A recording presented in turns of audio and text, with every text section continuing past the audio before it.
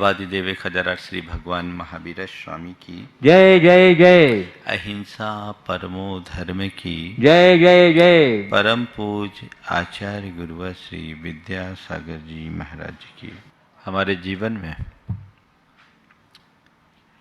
अनेक प्रकार के प्रसंग आते हैं। कुछ प्रसंग ऐसे होते हैं जो हमारे अनुरूप घटते हैं, कुछ प्रसंग ऐसे होते हैं जो हमारे अनुरूप नहीं होते। जो प्रसंग हमारे अनुरूप होते हैं उनके प्रति हमारा सहज झुकाव होता है और हम उसका रस भी लेते हैं, आनंद भी लेते हैं। जो हमारे अनुरूप नहीं होते उसको लेकर के हमारे मन में क्षोभ होता है, दुख होता है।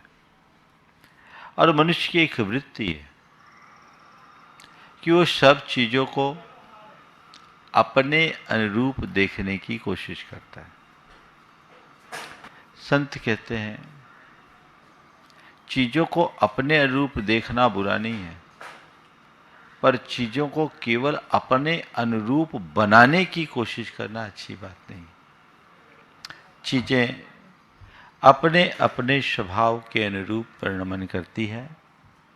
जीवन और जगत की घटनाएं हमारे हिसाब से नहीं चलती, अपने हिसाब से चलती है।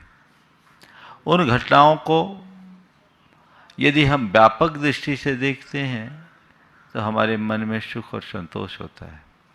इसमें एक ऐसी ही बात आप सबके बीच रख रहा हूँ। बहुत सारे लोगों के जीवन में हर पल शिकायत होती है। वे अंदर से बड़े व्याकुल और क्षुब्ध होते हैं। और ऐसे लोग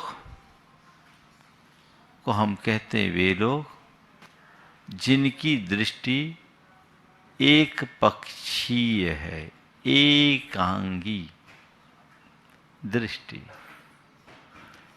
जहां हम केवल अपने अपने अपने अपनी बात देखें, अपनी अपनी बात सोचें, अपनी ही बात करें और अपने ही हिसाब से अपना व्यवहार करें, तो वहाँ जीवन में बहुत गड़बड़ियाँ होती है। हमारे जीवन के दुखों के कारणों में ये सबसे बड़ा कारण है, वह है एकांगी दृष्टि। एकांगी दृष्टि, एकांगी दृष्टिकोण, एक पक्षीय रवैया। आज कुछ भी हो, चीजें तो घटती है, अनुकूल भी प्रतिकूल भी। अगर मेरी दृष्टि एकांगी होगी तो मैं उसे उसी दृष्टि से देखूंगा जो मेरे अनुकूल है। अगर मेरे अनुकूल नहीं है तो मुझे तकलीफ दे होगी और फिर उसके कारण मेरा मन क्षुब्ध होगा, मैं शिकायतें करूंगा और कई प्रकार की और भी गड़बड़ियां हो सकती। एकांगी दृष्टिकोण के कारण ही मनुष्य के मन में क्षोभ, क्रोध आता है, द्वेष बढ़ता है, कलह बढ़ती है। अपनी दृष्टि को पलट करके देखिए। आज चार बातें एकांगीपन के संदर्भ में मैं आप सबसे करूंगा। एकांगी दृष्टि, एकांगी सोच, एक पक्षीय दृष्टि, एक पक्षीय सोच, एक पक्षीय बात और एक पक्षीय व्यवहार। हम लोगों के यहाँ एक शब्द आता है पक्षपात। पक्षपात क्या है? जब व्यापकता से न देखकर किसी एक की तरफ हमारा झुकाव हो। जिस मनुष्य की एक पक्षीय दृष्टि होगी वो कभी सामने वाले के हिसाब से देखेगा नहीं, सुनेगा नहीं, और जो भी होगा अपने हिसाब से गणित लगाकर वो पूरा निर्णय कर लेगा। होता है। अपनी दृष्टि की पड़ताल कीजिए। मेरी दृष्टि कैसी है? जो एक पक्षी से दृष्टि से देखेगा वो अपने व्यक्तित्व को ऊंचा नहीं उठा सकता। कुछ बातें एक पक्षीय दृष्टि को उजागर करने वाली मैं आप सबके बीच रख रहा हूं। आपने किसी को कोई काम बताया और वो काम नहीं हुआ, सामने वाला आया, आपने पूछा उससे काम हुआ, उसने कहा नहीं हुआ, आप क्या करोगे? बरस पड़ोगे? बरस पड़ोगे? तुमसे तो कुछ होता ही नहीं, तुम किसी काम के नहीं हो, तुम तो पूरे नालायक हो गई बात। आपने अपनी बात कह दी, अपनी भड़ास निकाल ली,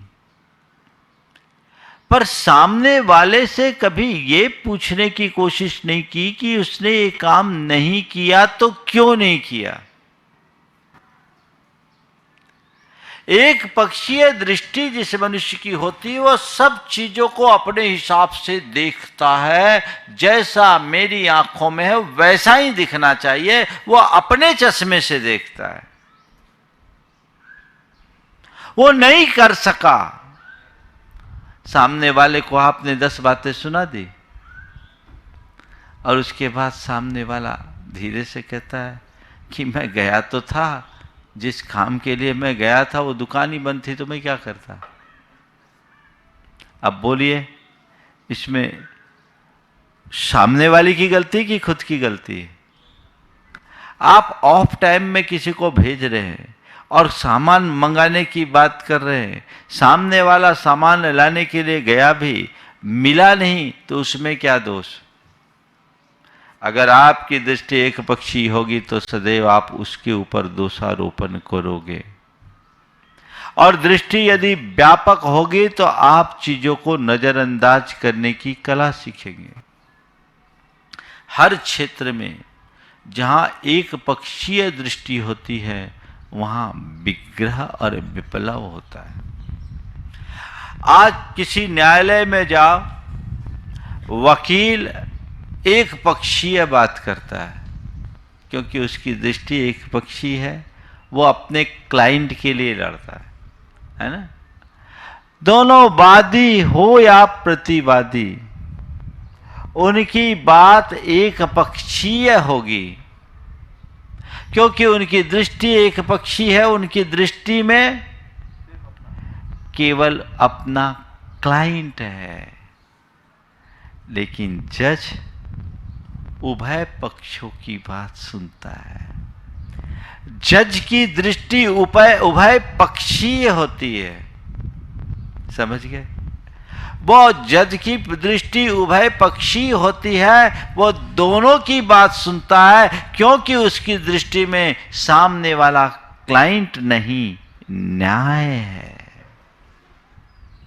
अपने मन को पूछो, आप अपने जीवन के संदर्भ में विचार करो कि तुम्हारी स्थिति क्या है। तुम अपने संदर्भ में वकील बनते हो या जज? हर व्यक्ति अपने दोषों और दुर्बलताओं को नापने के लिए, उसे गलती को भी अच्छा साबित करने के लिए वकील बन जाता है, और दूसरों को गलत को भी सही को भी गलत बनाने के लिए जज बन जाता है। ये दृष्टिकोण बदलना चाहिए।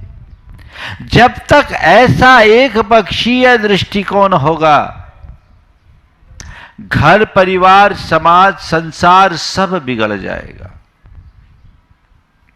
दृष्टि व्यापक हो। देखिए, एक पक्षीय दृष्टि का कैसा कुपरिणाम आता है। एक युवक जो अपनी मां से 10 साल से अलग हो गया था, पिता नहीं थे, 10 साल से मां से बात न करे। जबलपुर की बात है। मैंने अपने प्रवचन में एक दिन माता पिता और संतान की बातें की थी। प्रवचन संपन्न हुआ, आहार पूर्ण हुआ। आहार के बाद एक युवक, उसकी धर्मपत्नी, माँ साथ में, बहुत भाव विभोर होकर आया। बोला, महाराज जी, आज आपने हमारे जीवन को बदल डाला, हमारे घर को स्वर्ग बना दिया। मैंने पूछा, भैया क्या हुआ? बोला, महाराज जी, आज आपने प्रवचन में मुझे झकझोर दिया। आज आपने मुझे प्रवचन में झकझोर दिया। आपने प्रवचन में केवल एक ही बात कही थी कि बेटा कितना भी बड़ा क्यों ना हो जाए, मां के आगे बेटा तो बेटा ही होगा, वो मां बाप का स्थान नहीं ले सकता। और हमें अपनी गलती को देखने की कोशिश करनी चाहिए, केवल सामने वाले की गलती को नहीं।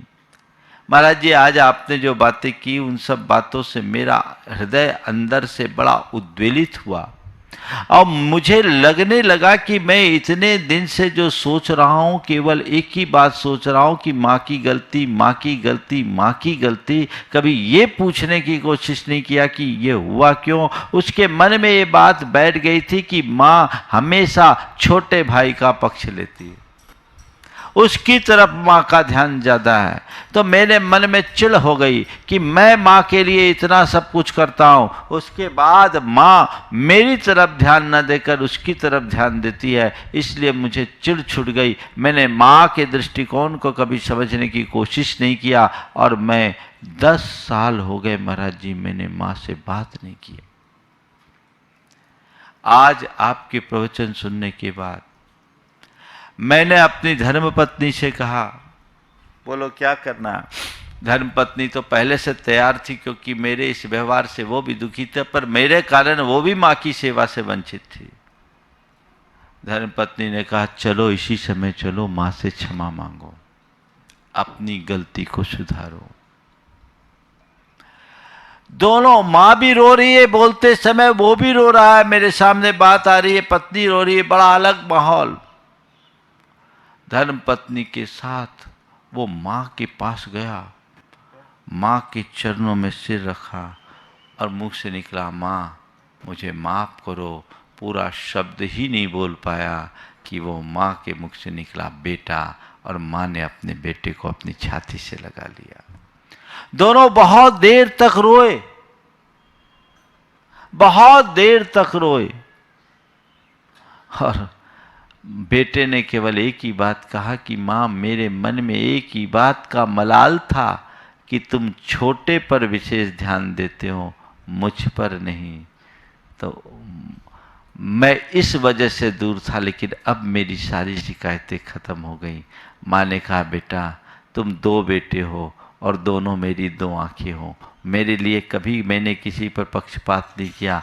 तुम्हारा ये कहना सही है कि मैं छोटे पर ध्यान देती हूँ, ऐसा मैंने केवल इसलिए किया क्योंकि तुमने शुरू से मेरे संस्कारों को साकार किया, तुमने अपनी योग्यता का विकास किया, तुम सक्षम थे। मुझे लगा कि तुम्हें मेरे किसी सहायता की ज़रूरत नहीं है, तुम खुद आगे बढ़ सकते हो, लेकिन मैं छोटे को उतना समर्थ नहीं बना सकी, मुझे वो कमज़ोर लगता है। इसलिए मुझे लगता था कि इसको मेरे सहारे की ज़रूरत है। बेटे, मैं उसकी तरफ ज़्यादा झुकाव रखती, इसका मतलब ये नहीं कि तुम्हारी तरफ मेरी मन में उपेक्षा थी। आखिर तुम भी मेरे बेटे हो, 9 महीने तक मैंने तुम्हें अपने कोख में रखा है, तुम्हारी उपेक्षा कैसे कर सकूंगी। लेकिन मेरी दृष्टि को समझने की कोशिश तो की होती। मुझे खुशी है कि आपने छोटे भाई के लिए कुछ प्रॉपर्टीज दी है।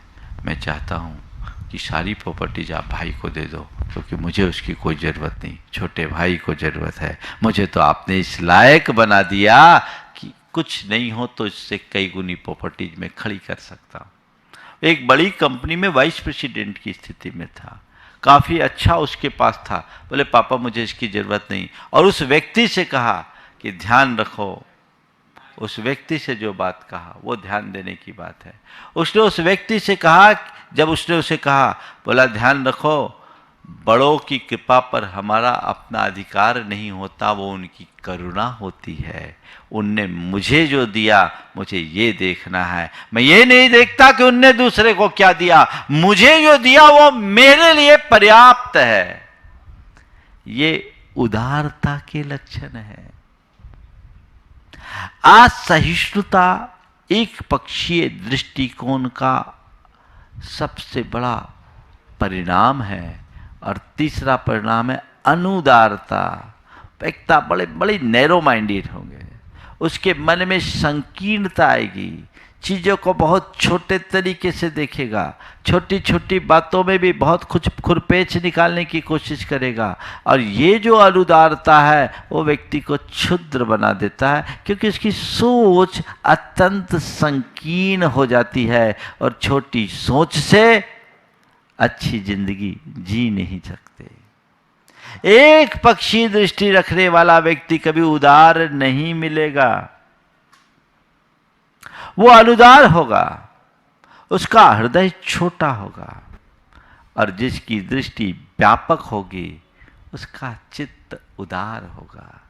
तो स्वयं को उपेक्षित महसूस करना एक पक्षी दृष्टिकोण का प्रतिफल, असहिष्णुता होना एक पक्षी दृष्टिकोण का दूसरा परिणाम, अनुदारता आना तीसरा, और अहमन्यता, अपने आप अहंकार में फूले रहना, घोर अहंकार से ग्रसित होना, ये अहमन्यता उसका तीसरा परिणाम, चौथा परिणाम है, जो निरंतर रहता है। और व्यक्ति चीज़ों को अपनी तरह से, अपनी दृष्टि से देखने की कोशिश करते रहते हैं और नतीजा बहुत भयानक होता है। हमें इधर बहुत ध्यान रखना चाहिए। तो ये एक पक्षीय दृष्टि से बचिए, एक पक्षीय सोच हटाइए, एक पक्षीय बात और एक पक्षीय व्यवहार बंद कर दीजिए। कई बार ऐसा जीवन में प्रसंग आता है, व्यक्ति अपने तरीके से सोचता है और कुछ कुछ कर लेता है। अब इसके बचने का उपाय क्या है, इनका कारण भी बता देता हूँ एक पक्षी दृष्टि का, और एक पक्षी दृष्टि से बचने के उपाय भी बता देता हूँ। 10 मिनट का समय मेरे पास है। एक पक्षी दृष्टि का सबसे पहला कारण असमग्र चिंतन। असमग्र चिंतन, आधी अधूरी बात सुनी, आपने अपनी धारणा बना ली, एक ने कहा सुन करके फाइनल हो गए, निर्णय ले लिया। कुछ लोग होते ना जिनको आप लोग कहते हैं कान के कच्चे, किसी ने एक बार जो फीट कर दिया वो उसी दृष्टि से देखेगा, कहते जो पहले पहुंचा दिया उसकी बात होगी। एक पक्षी दृष्टिकोण, असमग्र चिंतन। इससे बचने का उपाय साथ साथ बता रहा हूं, समग्रता का चिंतन अभी थोड़ी देर बाद बताऊंगा। देखिए असमग्र चिंतन और समग्रता का चिंतन क्या होता है। आप मान लीजिए आपके यहाँ आपका कोई व्यक्ति आया, दिल्ली से कोई व्यक्ति आया और आपने उसका बहुत अच्छा आतिथ्य किया, वो 2 दिन आपके घर रहा, आपकी बड़ी प्रगाढ़ता और आत्मीयता बढ़ गई और उसने कहा कि भैया जब कभी दिल्ली आओ तो मुझे याद करना, दिल्ली आओ तो मुझे याद करना, मेरे घर पे ही ठहरना, मुझे बहुत खुशी होगी। आपकी नियमित उससे फ़ोन पर बातचीत चल रही है, बड़ी आत्मीयता हो गई और कुछ दिनों बाद आपको दिल्ली जाने का प्रसंग हुआ। आपने उसको सूचना दी, बोले अहो भाग्य मेरे, मैं खुद आपको रिसीव करने आऊँगा, आपको कहीं नहीं जाना। दिल्ली पहुँचने के 1 घंटे पहले तक आप उनसे फ़ोन पे कांटेक्ट में थे। उसने कहा मैं आ रहा हूँ, चिंता मत करो। आप इस प्लेटफार्म पे पहुँचे, गाड़ी रुकी, आप उतरे, सामने वाला नज़ारा, अब क्या सोचोगे?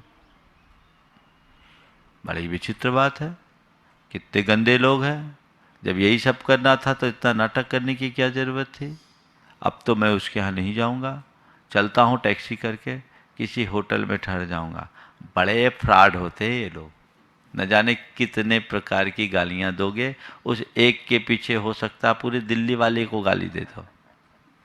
हो गया, आपने एक तरफी बातें सोच ली, वो मुझे कमिटमेंट करके यहां नहीं आया, मैं सीधे होटल जाता हूं। हो गया। आप होटल जाने के लिए निकले, टैक्सी स्टैंड पर पहुंचे किसी टैक्सी के लिए, और आप टैक्सी स्टैंड पर पहुंचे, टैक्सी पर बैठने ही वाले थे कि देखते हैं कि एक कार आकर रुकी। पीछे एक बड़ा अस्पताल है। कार रुकी और कार में आपका वही मित्र है जो बड़ी बदहवास सी हालत में है, और उस कार में उसके पिताजी हैं जो बड़े सीरियस है, उन्हें सीवियर अटैक आया। अरे ये क्या हो गया? जरूर कुछ गड़बड़ हुआ होगा। क्या हुआ? कुछ गड़बड़ हुआ होगा। लगता है इसके पापा बीमार है, अब रुकना चाहिए।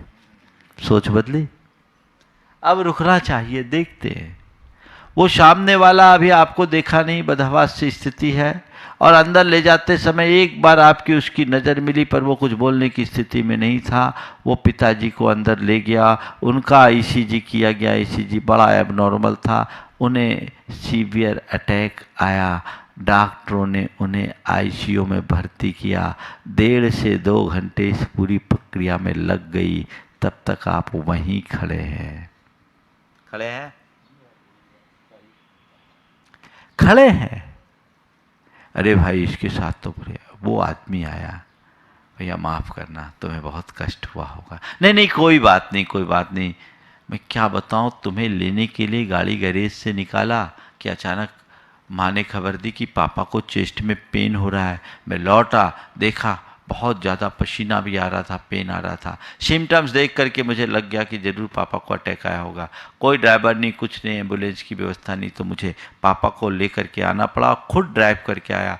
स्थिति ऐसी हुई कि मैं तुम्हें फ़ोन भी नहीं कर पाया। तुम्हें तकलीफ़ तो हुई होगी, माफ़ करना। नहीं नहीं कोई बात नहीं, ऐसा होता है। कल काश मुझे मालूम पड़ जाता तो मैं भी तुम्हें सहयोग देता। क्या हुआ?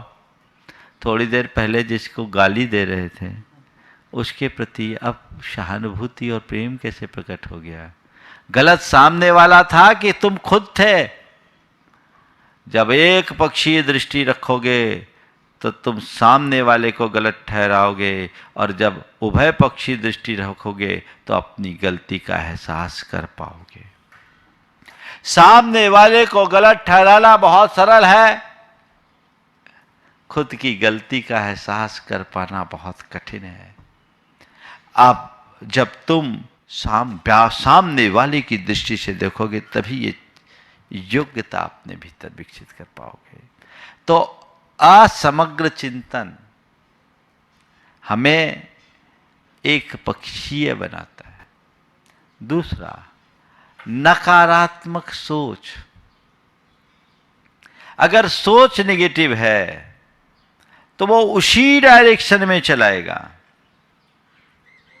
जिनकी भी सोच नकारात्मक होगी वो हमेशा हर बात को उल्टा ही सोचेगा, वो और एक ही डायरेक्शन में सोचेगा, उसके अलावा उसे कुछ दिखाएगा ही नहीं। अब महामारी है तो महामारी महामारी महामारी महामारी का ही वो रोना रोता रहेगा, उसके अलावा कुछ नहीं। देखिए कैसा होता है। नकारात्मक सोच और सकारात्मक सोच की बात, अभी की घटना बता रहा हूँ। एक कोविड पेशेंट एक हॉस्पिटल में गया। कोविड पेशेंट हॉस्पिटल में गया और पहले उसका पूरा केस बिगड़ चुका था। सेचुरेशन उसका 70 पे आ गया था। लंग्स में 60% इन्फेक्शंस थे। और उसके बाद एक बड़े हॉस्पिटल में पैरवी के साथ गया।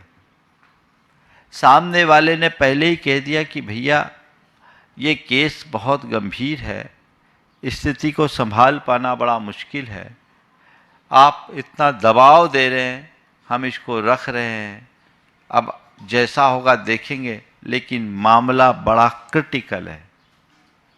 लोगों ने रखा।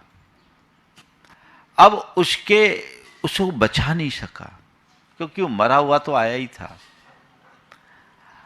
वो चला गया।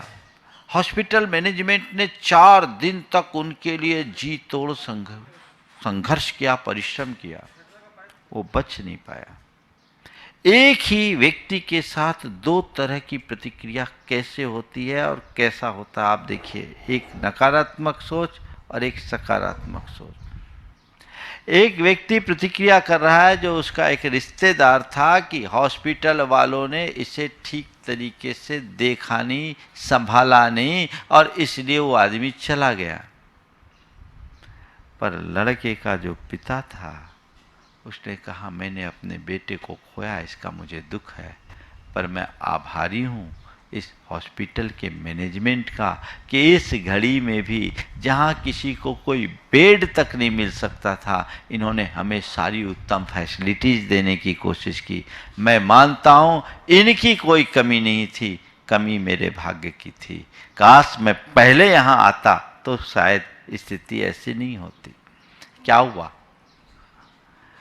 सामने वाले को कोसेगा नकारात्मक सोच रखने वाला और सकारात्मक सोच रखने वाला व्यक्ति सामने वाले की अच्छाई को देखेगा।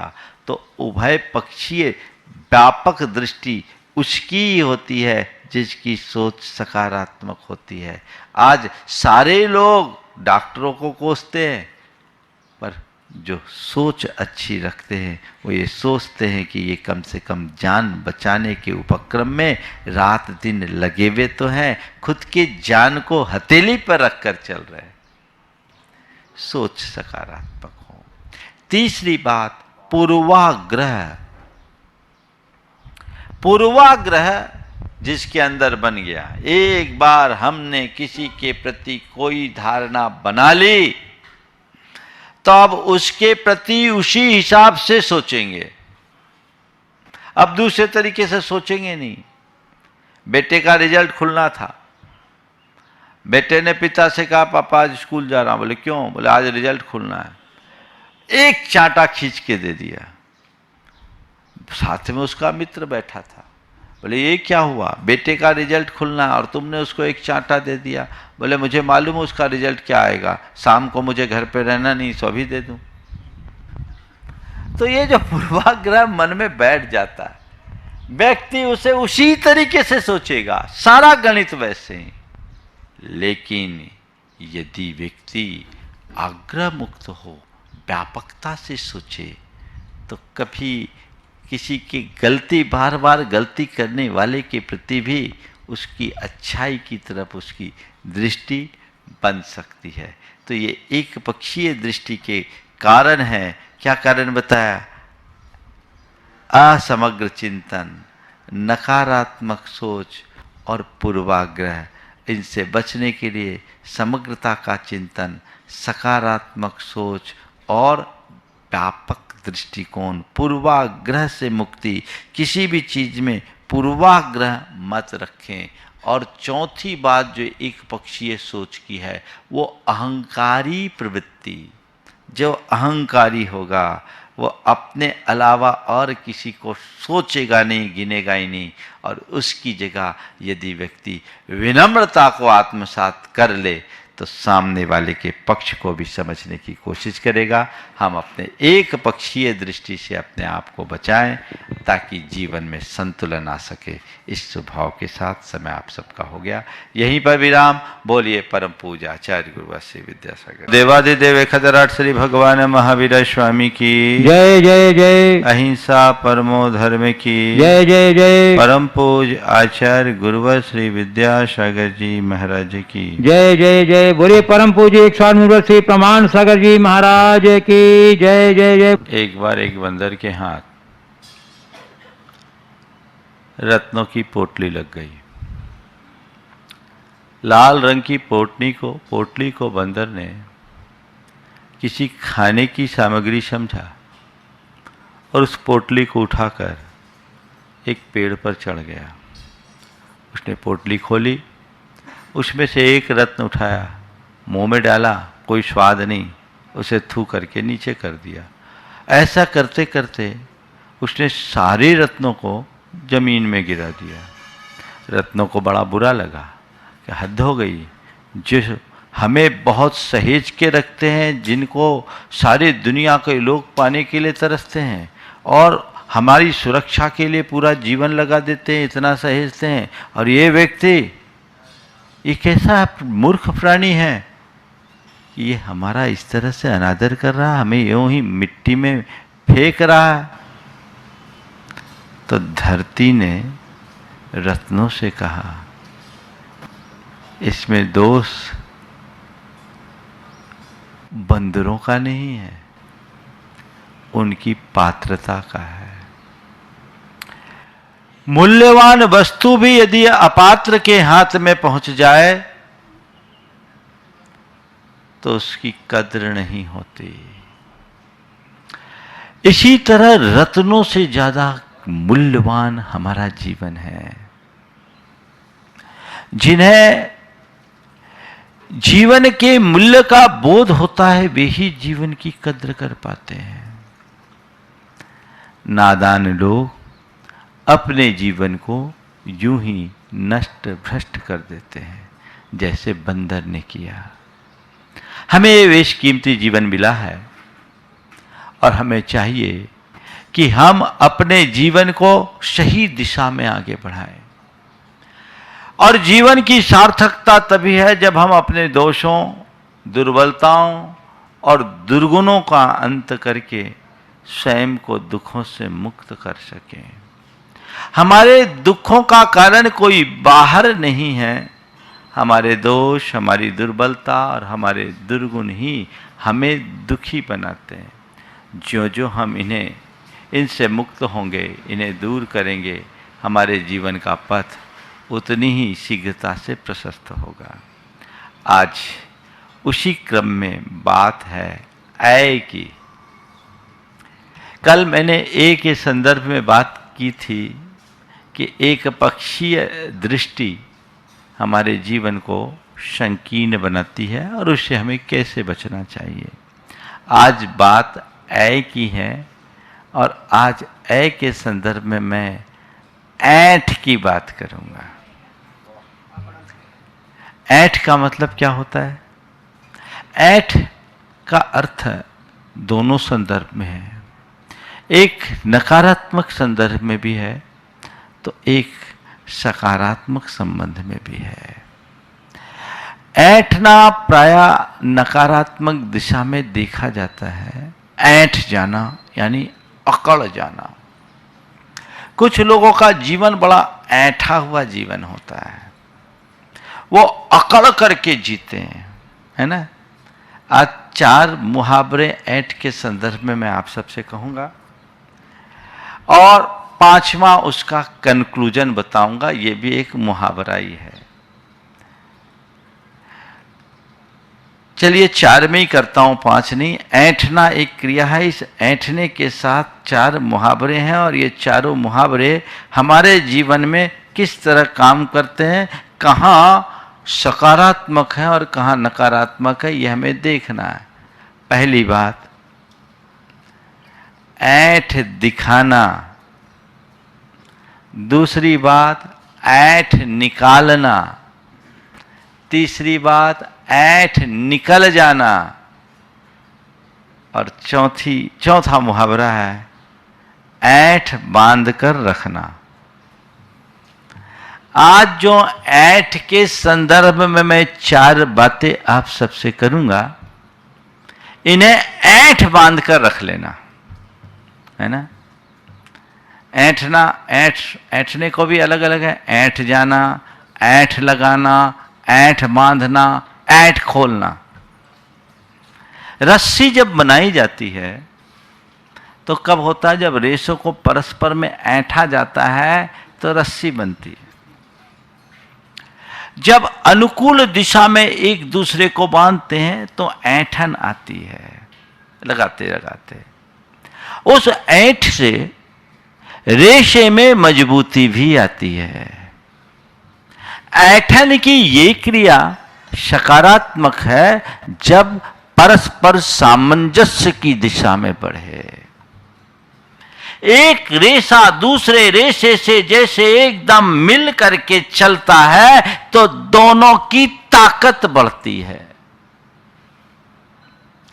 तो ऐंठना, इस संदर्भ में ऐंठ बांधना यानी एक दूसरे से मिल जाना, गांठ बांध लेना, बंधन में बंध जाना। अगर कहीं किसी को बांधना, भैया इसमें ऐंठ मार दो, गांठ लगा दो ताकि वो जुड़ जाए। दो टूटे धागे को भी ऐंठ मारकर हम जोड़ सकते हैं। तो ये ऐंठना एक सकारात्मक प्रक्रिया है, पर कब? जब हम एक दूसरे के साथ जुड़कर चले तब। लेकिन आज जिस ऐंठ की बात मैं आप सबसे कर रहा हूं वो नकारात्मक दिशा में है, और उस संदर्भ में कुल 4 बातें: ऐंठना, ऐंठ दिखाना, ऐंठ निकालना और ऐंठ निकल जाना। ऐंठना, ऐंठ बांध कर मेरी इन बातों को रखना, वो तो कंक्लूजन है। आज ऐंठना, कुछ लोग हैं जो बड़े ऐंठ के बात करते हैं, उनका व्यवहार बड़ा अभिमान से भरा होता है, उनके व्यवहार में अकड़ है। आप कहते हैं ऐसे लोग सीधी मुंह बात नहीं करते हैं, बड़े इतराते हैं। और ऐसे कौन लोग होते हैं? वे लोग जिन्हें कुछ स्वल्प उपलब्धियां आ जाती है, तुच्छ उपलब्धि को पाकर के अकड़ने वाले लोग इस दुनिया में भरे हैं। छोटा सा कुछ ओहदा क्यों नहीं पा लिया, वो चल कर उसके जीवन में आगे बढ़ता जाता है। कहते हैं कि ओछों को जो धन भरे, जो रहीम ओछो बढ़े तो जग में इतराए, और प्यादे से फर्जी भयो तो फिर टेढ़ो टेढ़ो जाए। कि ये रहीम ने बहुत अच्छी बात की कि ओछे व्यक्ति के पास यदि कुछ उपलब्धियां होती है तो बड़ा इतराता है। एक कहावत है, थोथा चना बाजे घना। स्वल्प उपलब्धि को पाकर के यदि व्यक्ति के मन में अभिमान आता है तो ये उसके व्यक्तित्व की एक बड़ी दुर्बलता है, जो उसे नीचे ले जाने वाली है, उसे उसका पतन कराने वाली है।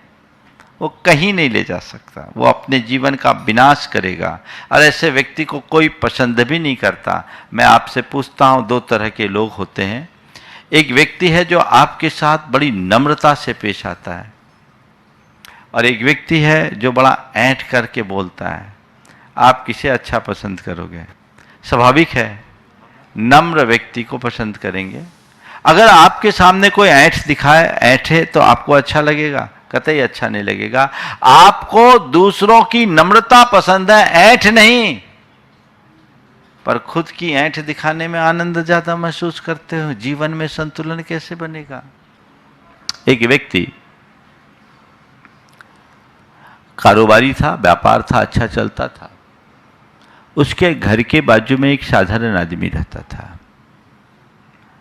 10,000 रुपये महीने में नौकरी करता था, और बड़ा विनम्र था, व्यवहार कुशल था।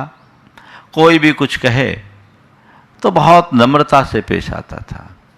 लेकिन ये व्यापारी जो अपेक्षाकृत धनी मानी था, उसके सामने प्राय ऐंठता था, इसे कुछ गिनता ही नहीं था। ये सोचता था ये आदमी तो सड़क छाप है, इसकी मेरे आगे क्या औकात।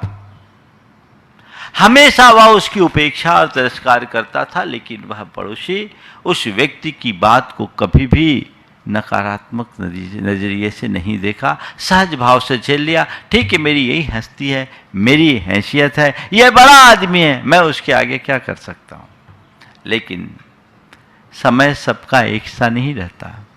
उस व्यक्ति ने अपने बेटे को पढ़ाया, और उस व्यक्ति का बेटे का आईआईटी में सिलेक्शन हो गया, वो मेरिट में आ गया, स्कॉलरशिप से आईआईटी कर लिया। आईआईटी पास आउट होने के बाद उसकी एक बड़ी कंपनी में जॉब लग गई, मल्टीनेशनल कंपनी में जॉब लगी, और शुरुआती पैकेज उसका 30 लाख रुपए का था। बेटा बड़ा संस्कारी और अपने माता पिता का भक्त था। थोड़े ही दिन में जैसे उसको पैसे आए, उसने सबसे पहले अपना घर ठीक कराया, अच्छा घर बनवाया, और उसके बाद अपने पिता को एक लग्जरी गाड़ी उनके जन्मदिन पर भेंट की। अब क्या है, ये आदमी जो कल तक मेरे सामने साइकिल पर घूमता था वो भी टूटी, अब ये कार में घूमे, इतनी बड़ी बिल्डिंग तान लिया, अब क्या? अभिमानी व्यक्ति की सबसे बड़ी कमी ये होती है कि वो अपने आगे किसी को कुछ गिनता नहीं और किसी को आगे बढ़ते देख सकता नहीं। अब उसे अंदर ही अंदर बड़ी खलबली मचने लगी कि इससे आगे मुझे बढ़ना है, ये आगे कैसे बढ़ गया। अब उसी दशा में, वो मनोदशा में उसकी भावाभिव्यक्ति अच्छी नहीं लगने लगी। वो कोशिश में करने लगा मुझे अपना मकान अच्छा बनाना है, वो इस प्रयाग में रखने लगा मुझे और उससे अच्छी गाड़ी लाना है। पड़ोसी ने उसके मनोवृत्ति को भांप लिया और एक दिन अत्यंत नम्रता से कहा कि भैया आप हो, मैं हूं, मैं आपकी बराबरी इस जीवन में नहीं कर सकता, आप मेरे लिए क्यों परेशान होते हैं। आपके आगे मेरी हैसियत नहीं, आप शुरू से बड़े हो और मैंने आपको हमेशा बड़ा माना, आप परेशान मत होइए। मैं देख रहा हूं, मुझे देख करके आप परेशान हो रहे हैं, कृपया आप मुझे परेशान मत होइए। मेरे हृदय में आपके लिए जो सम्मान पहले था वही आज भी है। सामने वाले का मन पानी पानी हो गया कि मैं कर क्या रहा हूं। तो हर व्यक्ति के जीवन में एक सी स्थिति नहीं बनती। जो आज एक अनाथ है, अनाथ कल होता वही, जो आज उत्सव मग्न है कल शोक कर रोता वही। जिसे तुम कुछ नहीं देख समझ रहे हो, जिसके आगे तुम अपनी ऐंठ दिखा रहे हो, कल हो सकता वही व्यक्ति तुम्हारी ऐंठ निकाल दे। ऐसा भी हो सकता है, तुम्हारी स्थिति खराब हो जाए। साधारण को असाधारण बनते देर नहीं लगती। कब पासा पलट जाए कोई पता नहीं। संसार के जितने भी संयोग हैं वे सब कर्म के द्वारा नियंत्रित है। ये संयोग कब कैसे हो जाए, किस तरीके से बदल जाए, इसका कोई पतियारा नहीं, कोई ठिकाना नहीं। कब क्या हो जाए कुछ कहा नहीं जा सकता, ये समझना चाहिए। हम देखते हैं रातों रात करोड़पति रोडपति बन जाते हैं, तो रोडपति करोड़पति बन जाते हैं। अर्श पे रहने वाला फर्श पे आ जाता है और फर्श पे बैठने वाला अर्श पर चले जाता है। शिखर से सतह और सतह से शिखर पर जाते देर नहीं लगती। ये संसार है, बड़ी विचित्रता है इसकी। क्या पता कब किसकी लॉटरी खुल जाए और कब किसकी लुटिया डूब जाए, कोई भरोसा नहीं। तुम किस पर अकड़ रहे हो, किस पे ऐठ रहे हो, सब मामला बिगड़ जाएगा, सब मामला बिगड़ जाएगा। एक सज्जन जो बड़े धनपति और अपने श्रम से उनने काफी कुछ पैसा कमाया। एक रोज वो बड़े नम्रता की मूर्ति, एक रोज ऐसा हुआ कि उनके सामने एक उनके बेटे ने एक टैक्सी वाले से टैक्सी करने के लिए बात की। ड्राइवर ने थोड़ा सा उनके हिसाब से टेढ़ा जवाब दिया होगा कि नहीं मैं नहीं जा सकता। तो उनका बेटा ऐंठ कर कहने लगा तेरी टैक्सी की कीमत कितनी है, तेरी टैक्सी की कीमत कितनी, तू टैक्सी की कीमत दे, मेरे सामने ऐसे बात मत कर, ऐसे ऐंठ कर बात मत कर। पिताजी ने ये बात सुनी और तुरंत टोकते हुए कहा बेटा ऐंठ वो नहीं रहा, ऐंठ तू रहा है। तू किसके दम पर ये ऐंठ दिखा रहा है। ध्यान रखना, हर व्यक्ति को पैसों से नहीं तौला जा सकता, हर व्यक्ति को पैसे से नहीं तौला जा सकता। और तू जिस पैसे की बात कर रहा है कि इस टैक्सी की कीमत दे दे, ये बात भी तब करना जब तू अपने दम पर कुछ कमाने लगे। तू किस पे बात कर रहा है, मेरे ऊपर। ध्यान रखना, धन, जीवन और यौवन तीनों पानी के बुलबुले के समान हैं। इनमें ज्यादा ऐंठना अच्छी बात नहीं है। बेटा आज धन है, कल रहे न रहे कोई पता नहीं। मैंने अपने जीवन में अनेक धनपतियों, ऐसे धनपतियों को देखा है जिनके पास एक समय रेलम पेल थी, आज वे फकीरी का जीवन जी रहे हैं। किसका भरोसा, कल के करोड़पति आज मुनीमी करते फिर रहे हैं, किसका भरोसा। अपार संपत्ति के धनी लोग आज सड़क पर घूम रहे हैं, किसका भरोसा। धन भी स्थिर नहीं, ये यौवन भी स्थिर नहीं। आज है, कल किसी बीमारी से ग्रसित हो जाए तो कोई पता नहीं। और जो जवान है उसे आज नहीं कल बूढ़ा तो होना ही होगा। तो धन, यौवन और जीवन इनका कोई ठिकाना नहीं। इनका अभिमान मत करो, अपितु ये तुम्हें प्राप्त है तो इनका सदुपयोग करो। सदुपयोग करो, इन्हें सही दिशा में रखो। तो धन पाया है तो धन का उदारता पूर्वक दान करो। यौवन की शक्ति है तो औरों की सेवा में लगो। और जीवन को तुमने पाया है तो कल्याण के क्षेत्र में आगे बढ़ो। विनम्रता को अपने जीवन का आदर्श बनाओ, तब तुम कुछ कर सकते हो। बेटे को जब ये बोध मिला तो उसे एक दृष्टि मिली। प्राय आजकल हम देखते हैं कि लोग इस तरह के ऐंठ दिखाते हैं। मैंने अनेक ऐसे लोगों को देखा है जो खुद तो विनम्रता की मूर्ति हैं, पर उनका चपरासी भी ऐसी ऐंठ दिखाता है जैसे प्राइम मिनिस्टर ऑफ इंडिया है। ये हल्केपन की पहचान है। तो ऐंठ दिखाना कतई उचित नहीं है। किसी के लिए भी तुम कभी ऐंठ मत दिखाओ। अगर दिखाना चाहते हो तो विनम्रता का पाठ पढ़ाओ, विनम्रता का आदर्श रखो, तो वह उस व्यक्ति के जीवन को बदलने में कारण बनेगा। कई कई ऐसे प्रसंग आते हैं कि आज व्यक्ति ऐंठा है और कल वह उसी के सामने शर्मिंदगी का अनुभव करता है। अभी एक सज्जन ने मुझे एक घटना बताई। एक आईएएस अधिकारी बनने की कहानी आई। वो व्यक्ति आईएएस बन गया, जिसे आईएएस बनने के लिए केवल एक ही बात उसके पीछे कारण बनी कि उसकी पहले किसी ने बड़ी अवमानना की कि तुम्हारी औकात क्या है, तुम क्या करोगे। और वो व्यक्ति ने एक ठान लिया कि नहीं, मुझे कुछ करके दिखाना है। जिस व्यक्ति के पिता को अपमानित किया गया, आज उसका ही बेटा जब आईएएस अधिकारी बनकर कलेक्टर बनकर आया तो सामने वाला पानी पानी हो गया। तुम कभी किसी को छोटा मत समझो और छोटा समझकर कभी किसी का तिरस्कार मत करो। ध्यान रखना, कभी कभी एक नन्हा सा तिनका भी आंख फोड़ सकता है। समझ करके चलो हम किसकी तरफ जा रहे हैं। एक बार एक व्यक्ति जा रहा था, उसके पांव से ठोकर लगी। एक पत्थर पास लगे गुलाब के पौधे के पास पहुंचा। गुलाब ने देखा, ये भी कोई जिंदगी, सिर्फ ठोकर। गुलाब ने पत्थर को देखा, ये भी कोई जिंदगी, सिर्फ ठोकर। पत्थर ने गुलाब की बात सुनी पर कोई भी प्रतिक्रिया नहीं दी, क्योंकि उसे अपनी स्थिति का एहसास था। थोड़ी देर बाद एक दूसरा व्यक्ति उधर से गुजरा। वह शिल्पी था, उसकी नज़र उस पत्थर पर पड़ी। उसने उस पत्थर को उठाया, सलीके से तराशा, उसमें से एक सुंदर प्रतिमा का रूप निकाल दिया और अपने घर के पूजा घर में रख दिया। अगले दिन जो पूजा के लिए फूल चढ़ाया वो वही गुलाब था जो कल तक उस पर हंस रहा था। प्रतिमा की दृष्टि गुलाब पर पड़ी, मुस्कुरा उठी, कहीं नहीं, पर गुलाब अपनी असलियत को समझ रहा था। उसकी सारी अकड़ समाप्त हो गई थी, ऐंठ निकल गई। ये जीवन की वास्तविकता है। तो कभी किसी के प्रति ऐंठ मत दिखाओ, और तुम्हें कोई ऐंठ दिखाए तो क्या करो। ऐंठ दिखाए तो क्या करो, तुम भी ऐंठ जाओ? नहीं, क्या करो?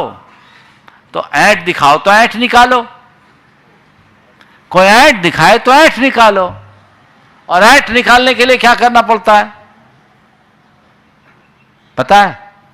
ऐंठ निकालने के लिए क्या करना पड़ता है? उल्टा चलना पड़ता है। रस्सी में अगर ऐंठ लगाए और रस्सी को उकेलना हो, उसकी ऐंठ खोलनी, तो क्या करना है? उल्टा घुमाना पड़ता है। इधर से हमने ऐंठ लगाई थी, इधर से ऐंठ खोलना है, तो उल्टा चलो। उल्टा चलो मतलब ऐंठ खोलना है, ऐंठ निकालना है, तो क्या करो? उल्टा चलो। मतलब क्या समझ रहे आप? हाँ, समझ गए। ऐंठ निकालना है तो वो जितना ऐंठे आप उतना नम्र बनो। सामने वाले को अपने आप उसका एहसास होगा, अपने आप एहसास होगा। नम्रता में वो ताकत है जो इंद्र को भी झुका सकती है। अपने अंदर वो होना चाहिए आंतरिक प्राय सामने वाला ऐंठता है तो आप भी ऐंठ जाते हो, ईंट का जवाब पत्थर से, तो ये ठीक नहीं।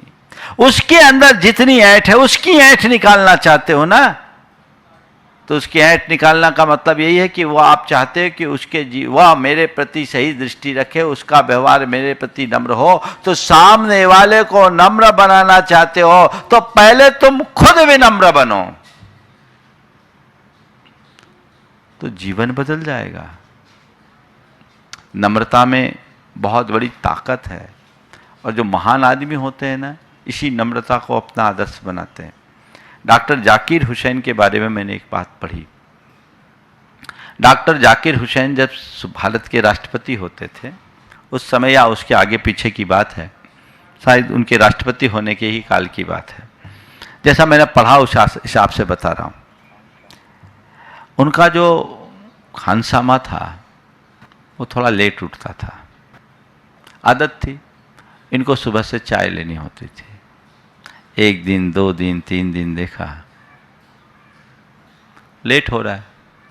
एक दिन जाकिर साहब खुद उठे, अपने हाथ से चाय बनाए और उस खानसामा के पास पहुंच गए और कहा, साहब उठिए, चाय पी लीजिए, साहब उठिए, चाय पी लीजिए। अब जब वो हड़बड़ा के उठा और देखा जाकिर साहब राष्ट्रपति महोदय हो, उसको तो हवा खिसक गई, वो पानी पानी हो गया। अब क्या करूं, तुरंत चरणों में गिर गया, मुझे माफ कीजिए, मुझसे कभी ऐसी गलती नहीं होगी। यह है विनम्रता का सच्चा आदर्श। कोई व्यक्ति तुम्हारे प्रति कितना भी ऐंठ दिखाए, यदि तुम्हारी विनम्रता है तभी तुम जीत पाओगे। ऐंठने वालों के सामने तुम ऐंठ जाओगे तो दोनों एक से बन जाओगे, गांठ बढ़ेगी, खुलेगी नहीं। तो किसी की ऐंठ निकालना हो तो तुम नम्र बनो।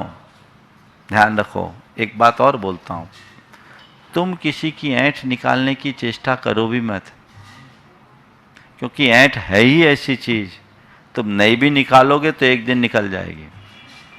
क्योंकि जिन चीजों पर वो ऐंठ रहा वो चीजें स्थायी नहीं है। पानी का बुलबुला है, पानी का बुलबुला कितने देर टिकता है? जब तक पानी के सतह के भीतर हवा भरी है, पानी का बुलबुला दिखता है। जैसी हवा निकलती है वो बुलबुला खत्म। आज कोई व्यक्ति है जो इतना इतरा रहा, अंदर हवा भरी है, सो हवा में उड़ रहा है, कब हवा निकल जाए और व्यक्ति की हवा खिसक जाए कोई पता है? बस एक ही बात ध्यान में रखना, जीवन में जो कुछ भी है सब हवा है, इसलिए हवा में मत उड़ना। क्या पता कब तुम्हारी हवा निकल जाए या हवा खिसक जाए। होश में रहो, जागरूकता के साथ जियो।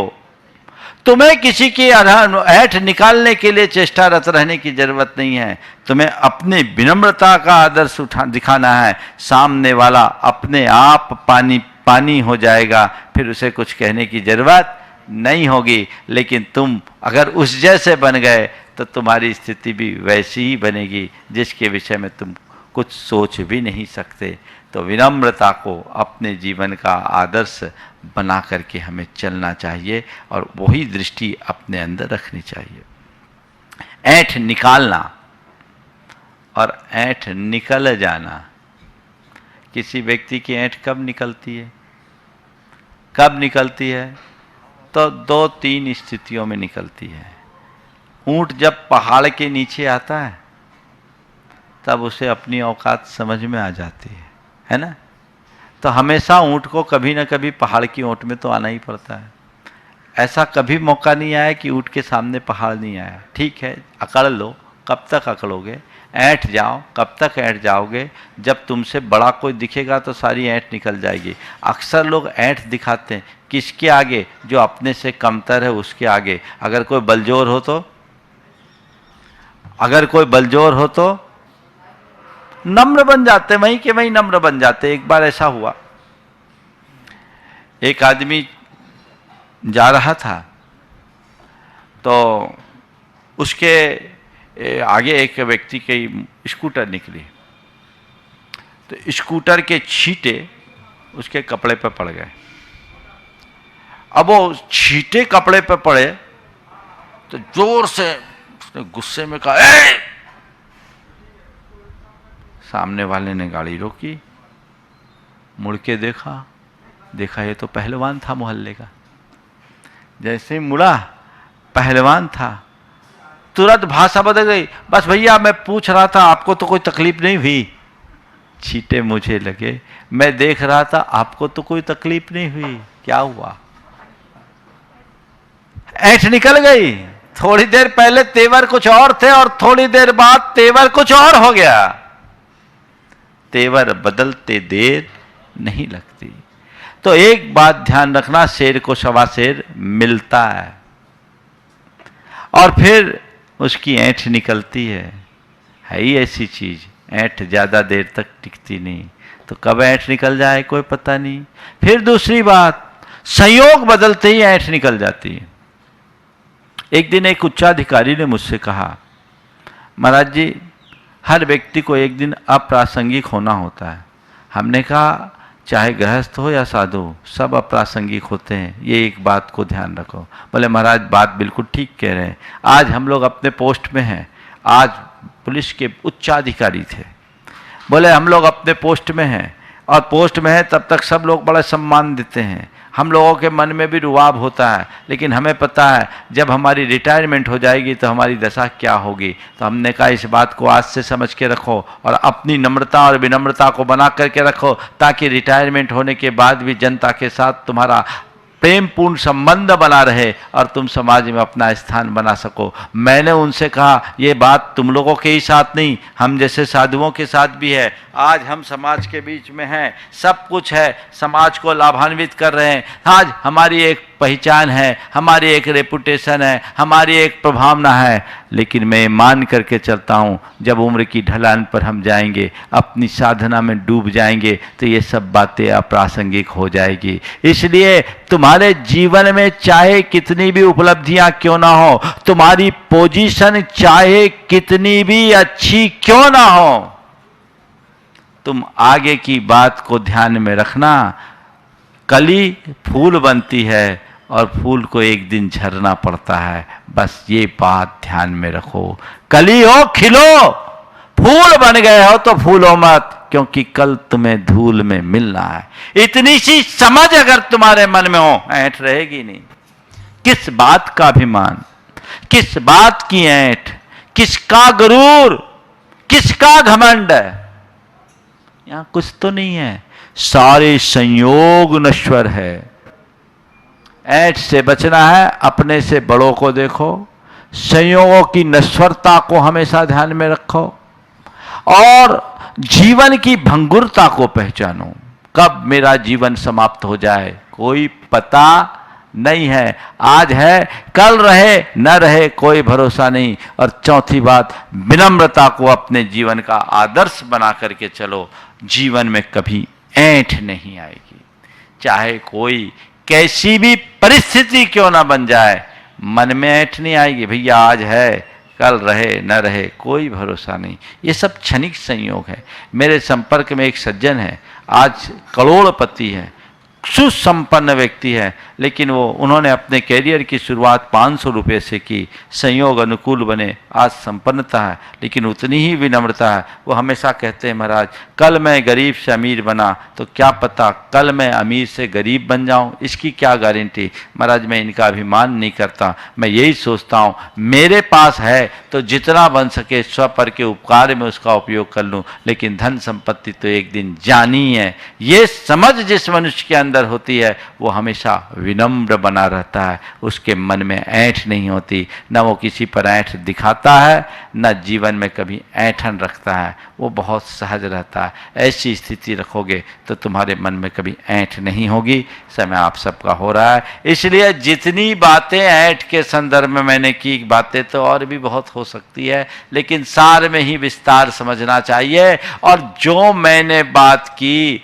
उसे ऐंठ बांध कर रख लो, ऐंठ लगाकर बांध लो, ऐंठ बांध लो, बस गांठ बांध लो, अपने हृदय में उसे अंकित कर लो। जीवन में एक अलग दिशा, एक अलग दृष्टि बनेगी और वह तुम्हारे जीवन को एक नई ऊंचाई देने में समर्थ हो सकेगी।